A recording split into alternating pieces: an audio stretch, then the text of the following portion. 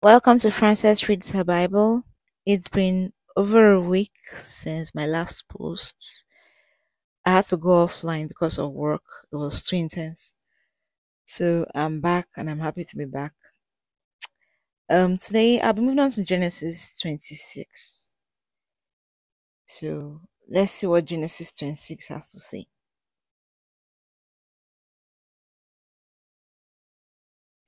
Genesis 26 is about Isaac's moving around. He was finding the right place to settle in. Because there was a famine, and when there's famine, you need to find somewhere fruitful, where somewhere you can find food.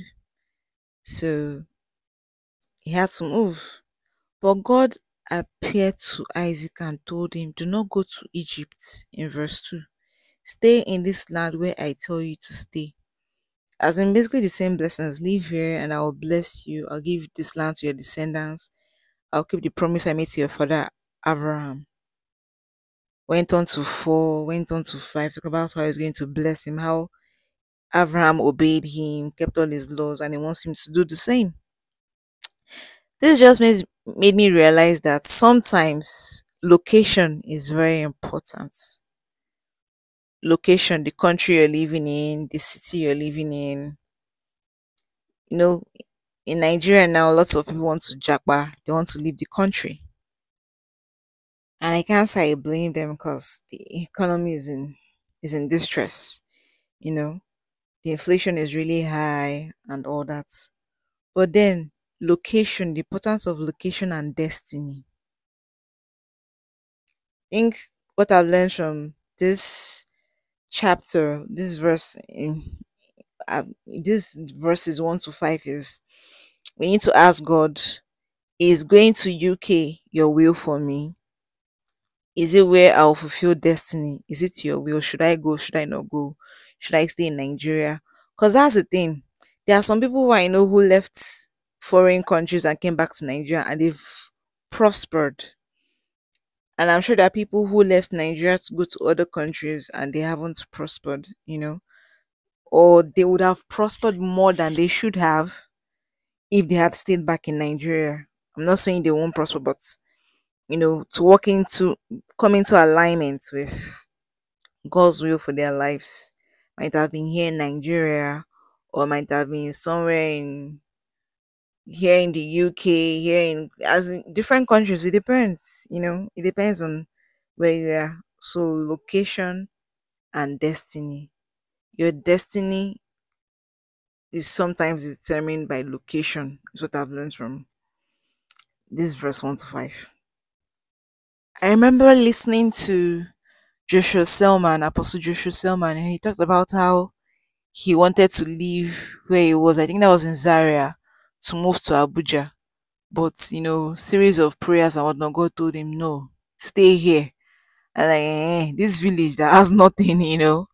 And he stayed, he was obedient, and their ministry grew from where they were. Is that Zaria? Something in Kaduna. It's Kaduna, yeah.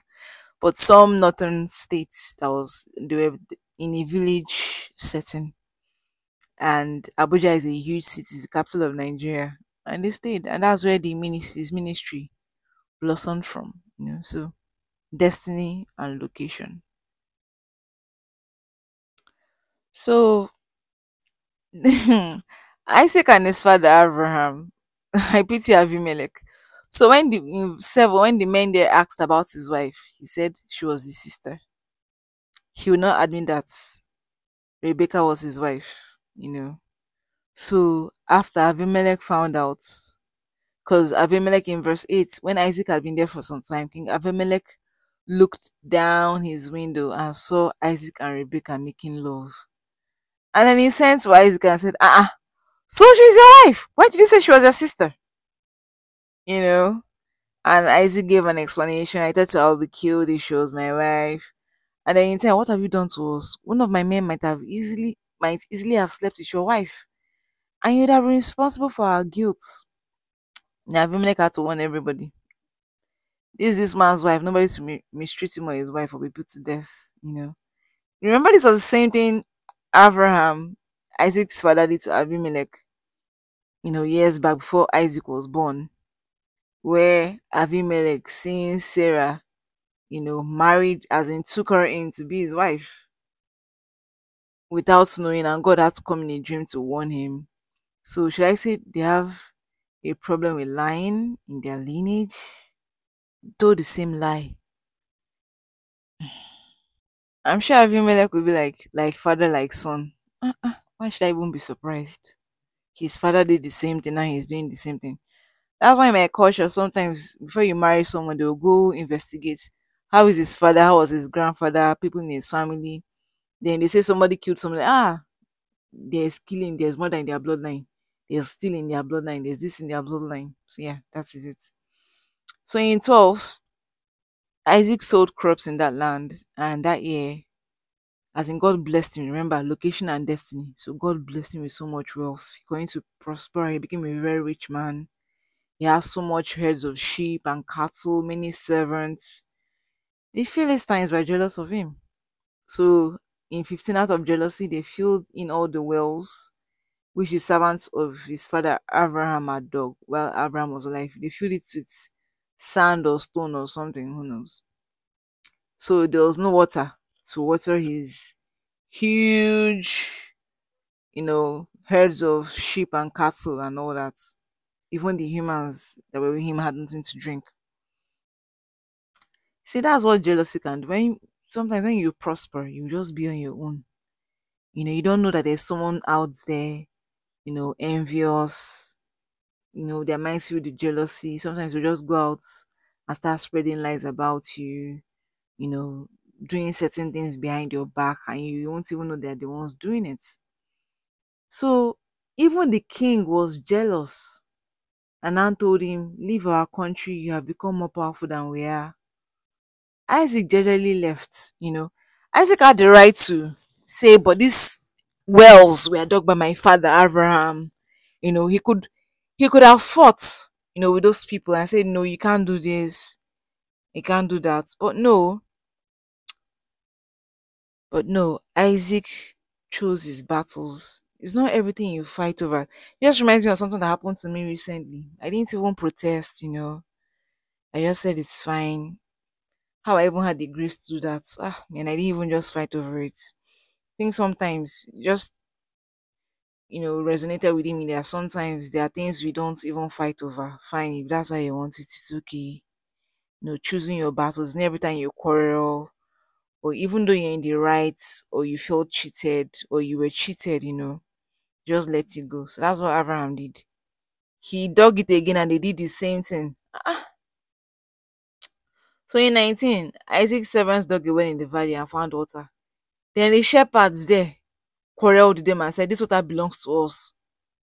So Isaac named the well Quarrel. They didn't fight, they just moved ahead and dug another one. And there was a quarrel about that one again. So he named it Enmity. Then he moved again and dug another. And in the end, there was peace. There was no dispute with anyone. And he named it Freedom. And I said, "Now the Lord has given us freedom to live in the land, and we will be prosperous here." Imagine, this was enough for him to have, left that land. I'd be like, I don't think it was God that told me this thing. If it was God, then it should have been easy. The king wouldn't have chased me from where I was. I left that place and I came here, and now more quarrels. I dig this one issue. I dig this one, that issue. Look at my animals. Look at people. Everybody's thirsty. Just strife and quarrel and whatever following me around. So many of us would have given up, but he stayed. He didn't fight. He said, "Yeah, God." I believe God spoke to me about this, and in the end, there was peace. So he now left there and went to Beersheba. And that night, God appeared to him and said, as in just to reinforce the blessing again, the covenant, that what I have told you, don't worry, to come to pass, don't be afraid, I am with you.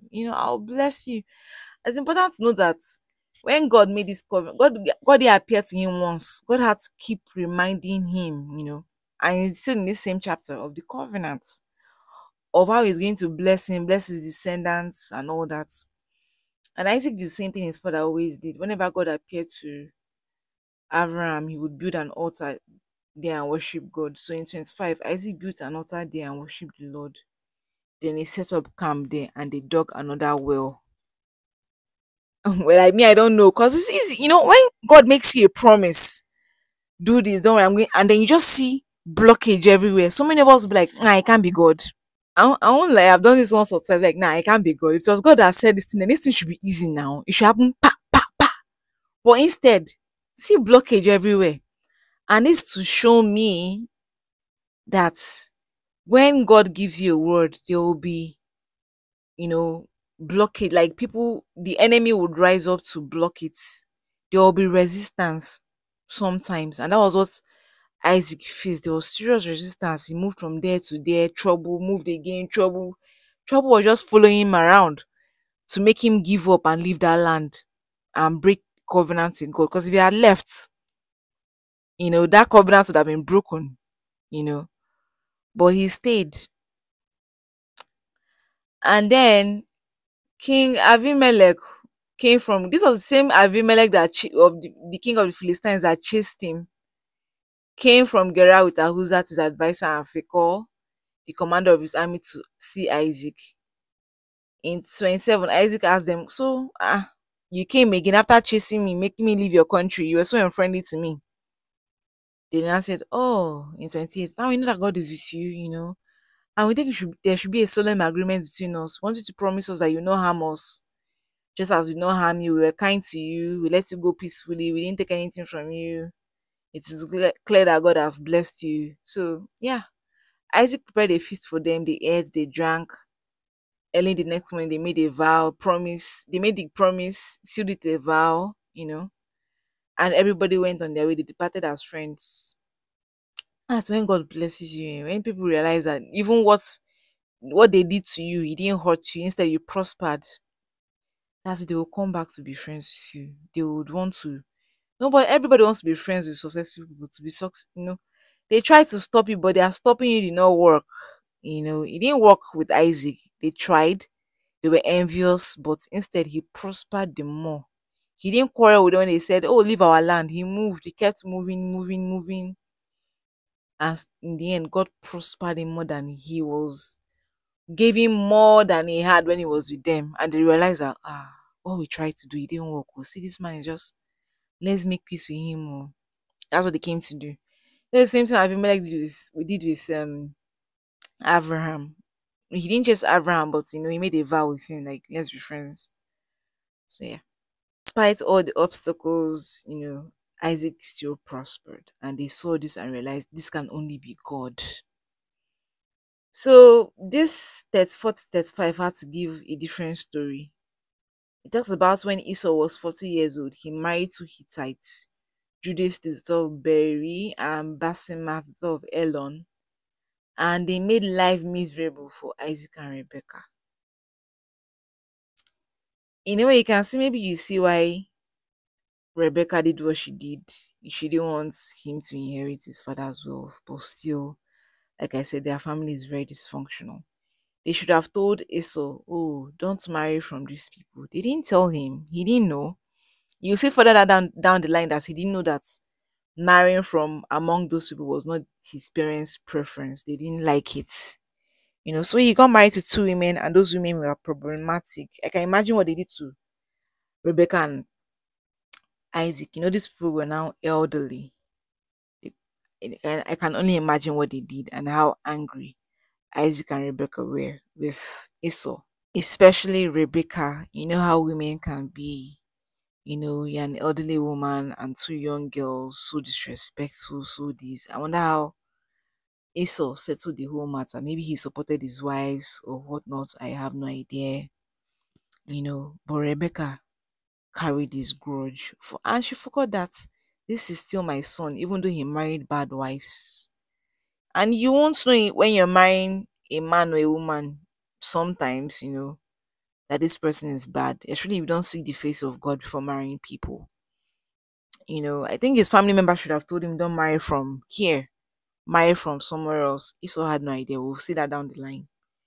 And that happened. So who you marry is important, not just for you, but for your family members. And as always, this is Frances Reads the Bible. I'll see you tomorrow. God bless you and goodbye.